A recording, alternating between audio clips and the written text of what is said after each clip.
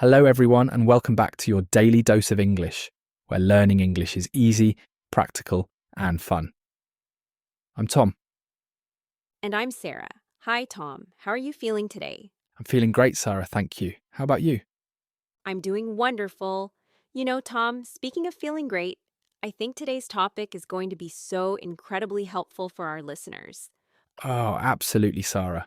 Today we're talking about something that everyone will experience at some point, going to the doctor's office. And I have to say, this is one of those situations where having the right English phrases can really reduce your stress. It really can. You know, being sick or in pain is already stressful enough. But when you're trying to explain your symptoms in English, it can feel overwhelming. So today, we want to give you the confidence to walk into a doctor's office and communicate clearly. That's right. We're going to cover how to make appointments, how to describe your symptoms, how to understand basic medical instructions, and most importantly, how to ask for clarification when you don't understand something. Because it's okay to say, I don't understand. Can you explain that again? It's more than okay, Tom. It's actually really important. Your health is serious, so never be afraid to ask questions. And before we dive in, please remember to subscribe to your daily dose of English and give this episode a like. It helps us reach more English learners like you. Yes, please do. And share this episode with anyone you know who's learning English. We love hearing from you. Okay, Sarah, let's start at the very beginning. How do you even make a doctor's appointment in English? Good question, Tom. So, let's imagine you're not feeling well and you need to see a doctor. The first step is usually calling the doctor's office or the clinic.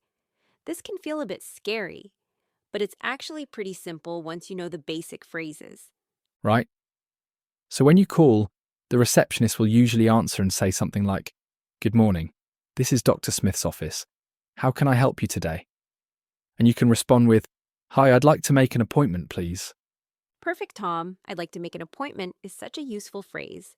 It's polite and clear. You could also say, I need to see a doctor or I need to schedule an appointment. And then the receptionist will probably ask you some questions. They might say, What's the reason for your visit? Or are you a new patient or an existing patient? Yes, and this is where you give a brief explanation. You don't need to go into all the details on the phone. You can say something simple like, I have a bad cough, or I have a fever, or I hurt my ankle. Just a short description is fine. Exactly. Keep it simple. And if you're a new patient, they'll ask for your information, your name, your date of birth, maybe your address and phone number. Don't worry if you need them to repeat something. You can always say, I'm sorry, could you repeat that, please?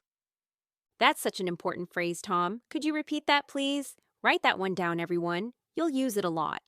And then the receptionist will offer you some appointment times. They might say, We have an opening on Tuesday at 10 a.m., or how about Wednesday afternoon? And you can say, Yes, that works for me. Or, Actually, do you have anything earlier? Or, I'm sorry, I'm not available that day. Do you have another time? Good examples.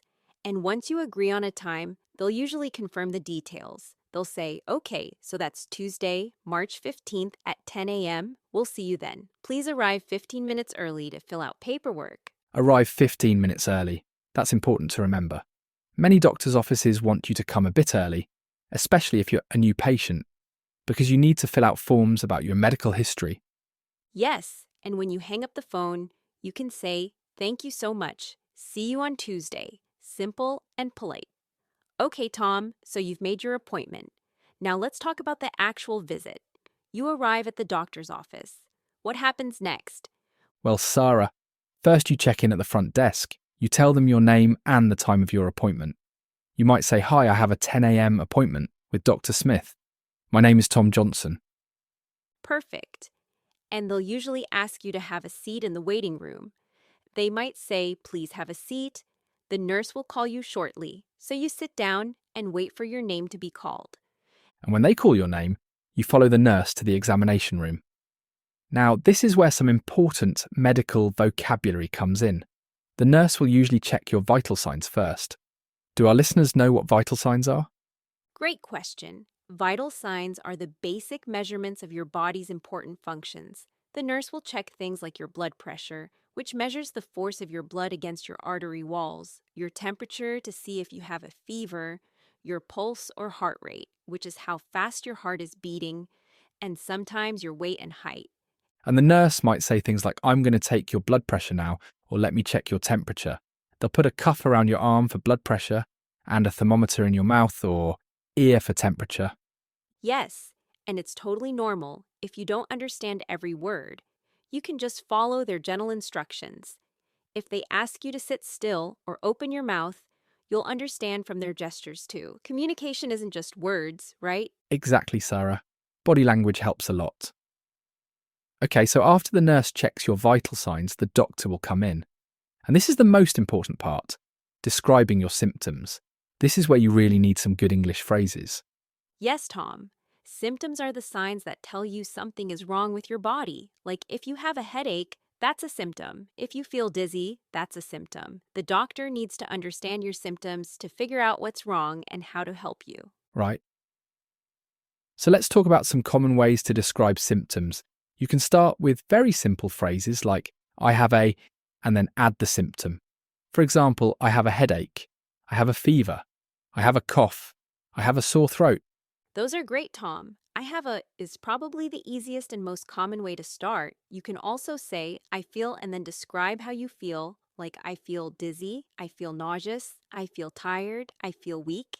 Yes, and another useful phrase is, it hurts when. This helps you explain what makes the pain worse. For example, it hurts when I swallow. It hurts when I bend my knee. It hurts when I breathe deeply. Oh, that's really helpful. And you can also describe where the pain is located. You can say, I have pain in my chest, or my back hurts, or my stomach is bothering me. Exactly. Let's think about some specific body parts that are useful to know. You have your head, your neck, your shoulders, your chest, your back, your stomach or abdomen, your arms, your legs, your hands, your feet. Knowing these basic body parts helps you pinpoint where the problem is. Yes, and don't forget smaller parts too. Your throat, your ear, your eye, your nose, your tooth or teeth, if it's more than one. These come up a lot in doctor visits. Tom, I have a sore throat is something we say all the time, especially during cold season. So true. And here's another important thing. Doctors will want to know when the symptoms started and how severe they are. So they might ask, when did this start? Or how long have you been feeling this way? And you can answer with time expressions. You can say, it started yesterday, or I've been feeling this way for 3 days, or this has been going on for about a week. Good examples. And they'll also want to know about severity. So they might ask on a scale of 1 to 10, how bad is the pain?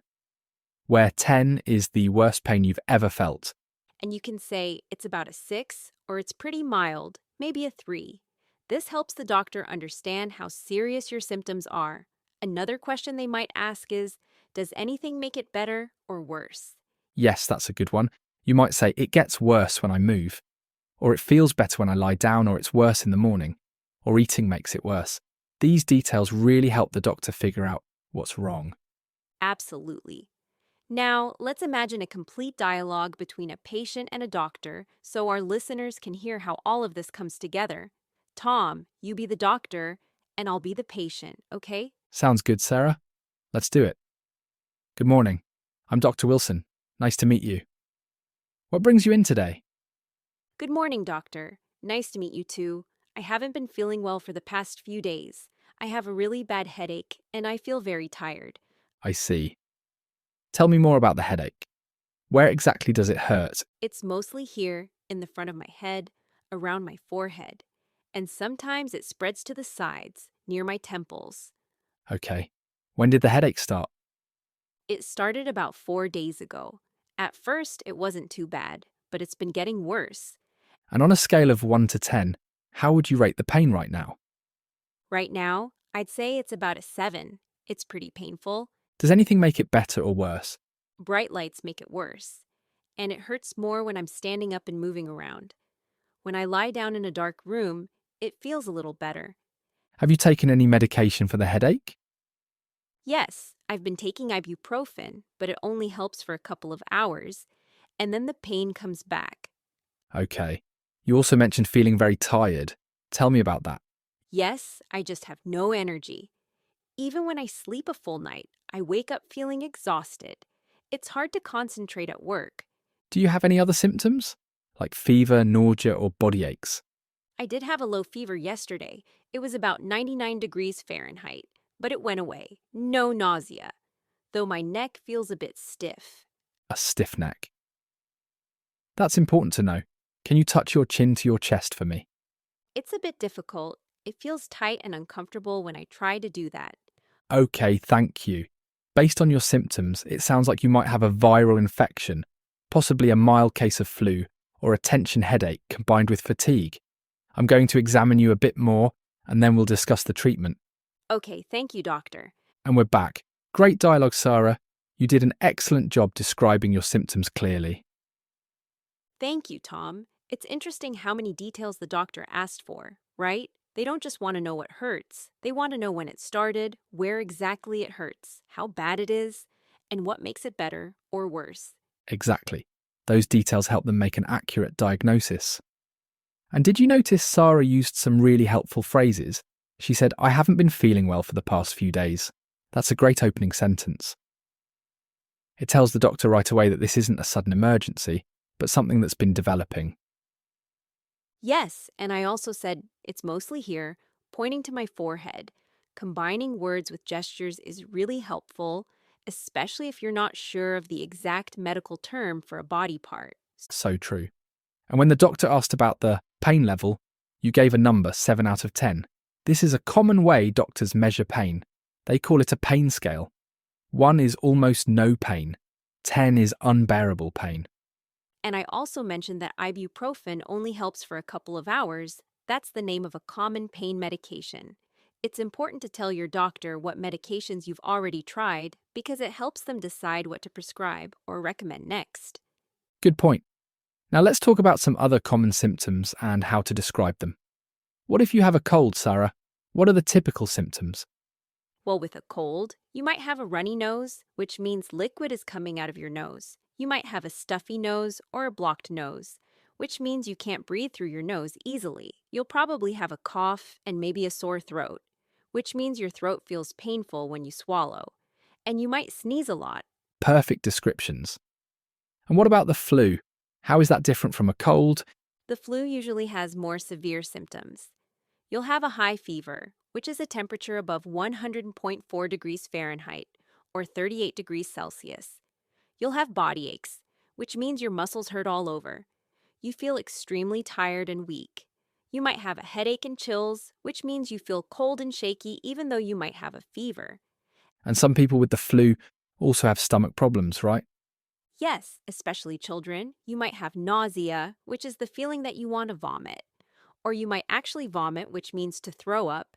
And you could have diarrhea, which is looser, watery bowel movements. These stomach symptoms are less common in adults with flu, but they can happen.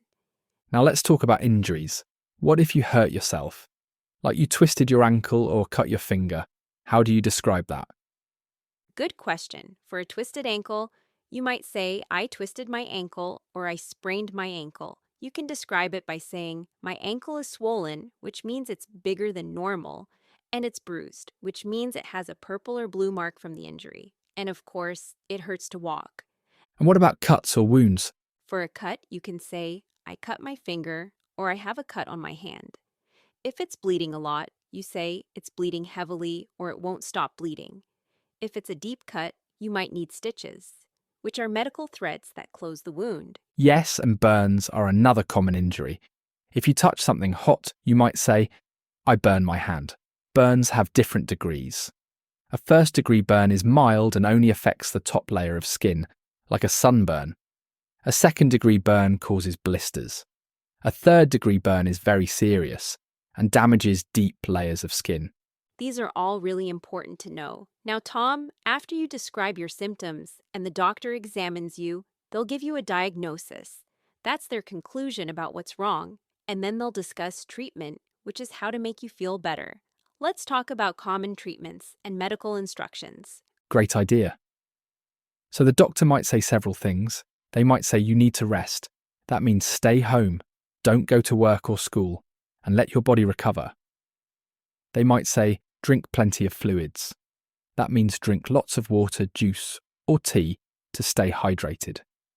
They might also say, take this medication 3 times a day. When they say 3 times a day, they mean morning, afternoon, and evening, usually with meals. And they'll specify, take it with food or take it on an empty stomach, which means before you eat. And sometimes they'll prescribe medication. A prescription is a written order for medication that you take to a pharmacy. The doctor might say, I'm going to write you a prescription for antibiotics. Antibiotics are medicines that fight bacterial infections. Common medications you might hear about include antibiotics for bacterial infections, pain relievers like ibuprofen or acetaminophen for pain and fever, cough syrup for coughs, and decongestants for stuffy noses. Oh, and if you have allergies, they might prescribe antihistamines. Those are great to know. And sometimes the doctor will give you specific instructions. They might say, apply ice to the swollen area for 20 minutes every hour. Or they might say, keep the wound clean and dry. Or use this cream twice a day. And here's a really important one. Doctors often say, if your symptoms don't improve in 3 days, come back and see me. Or, if your symptoms get worse, go to the emergency room immediately. These are important follow-up instructions. Yes, and this brings us to a crucial point, Sara. What if you don't understand what the doctor is saying? Medical English can be complicated. Doctors sometimes use technical terms. And when you're not feeling well, it's even harder to concentrate. So what should you do? You asked for clarification, Tom, and there's absolutely no shame in that. Your health is too important to pretend you understand when you don't. There are some very useful phrases for this. Exactly. You can say, I'm sorry, I didn't understand that. Could you explain it again? Or you can say, I'm sorry, could you say that more slowly?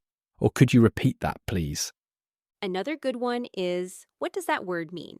If the doctor uses a medical term you don't know, just ask. They should be happy to explain. You can also say, can you write that down for me? This is especially helpful for medication names or instructions.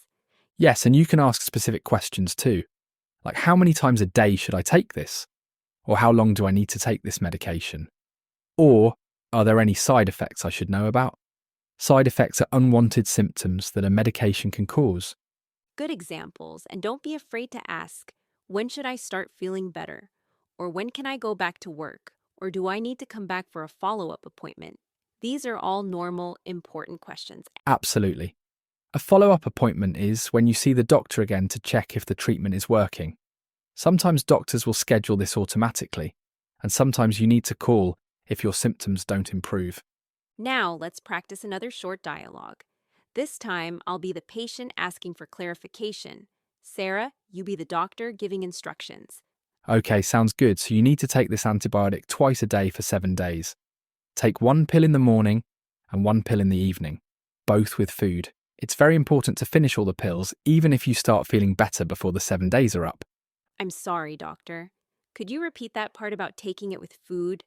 Does that mean I have to eat a full meal, or can I just have a snack? Good question. You don't need a full meal. Even a small snack like a piece of toast or some crackers is fine. The important thing is to have something in your stomach, so the medication doesn't upset your stomach.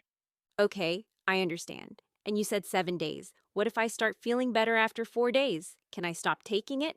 No, it's very important to take all the pills for the full 7 days. If you stop early, the infection might come back, and it could be harder to treat the next time. So even if you feel better, keep taking the medication until you finish all of it. Got it. And one more question. Are there any side effects I should watch out for? Yes, some people experience mild nausea or diarrhea with this antibiotic. If that happens, it's usually not serious. But if you develop a rash, severe stomach pain, or difficulty breathing, stop taking it and call me immediately. Thank you, doctor. Can you write down the name of the medication for me? I want to make sure I get the right one at the pharmacy. Of course. Here you go. It's written on this prescription. Just take this to any pharmacy, and they'll give you the medication. Perfect. Thank you so much for explaining everything clearly. And scene. Excellent, Tom. You asked all the right questions, you asked for clarification, you asked about details, and you asked about side effects. That's exactly what you should do. Thank you, Sara. And did you notice I used phrases like, could you repeat that part about, and what if I start feeling better? These are really natural ways to ask for more information without sounding rude or unsure.